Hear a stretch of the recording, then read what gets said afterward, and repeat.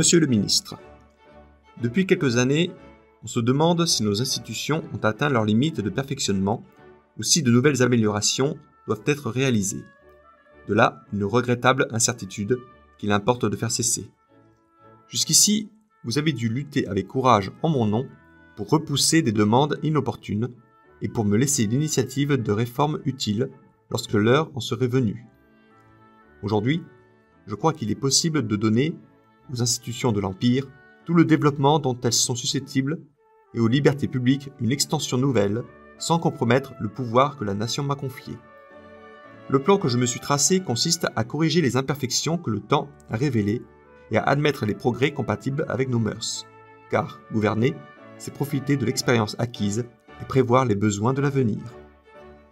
Le décret du 24 novembre 1860 a eu pour but d'associer plus directement le Sénat et le corps législatif à la politique du gouvernement.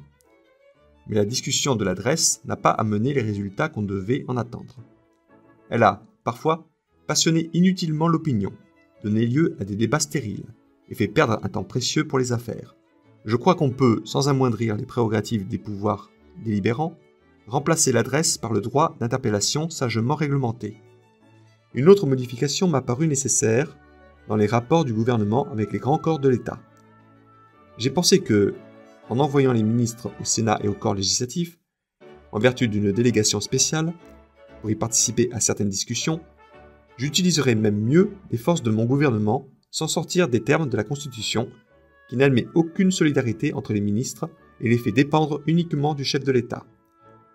Mais là ne doivent pas s'arrêter les réformes qu'il convient d'adopter. Une loi sera proposée pour attribuer exclusivement aux tribunaux correctionnels l'appréciation des délits de presse et supprimer ainsi le pouvoir discrétionnaire du gouvernement. Il est également nécessaire de régler législativement le droit de réunion en le contenant dans les limites qu'exige la sûreté publique. J'ai dit l'année dernière que mon gouvernement voulait marcher sur un sol affermi, capable de supporter le pouvoir et la liberté.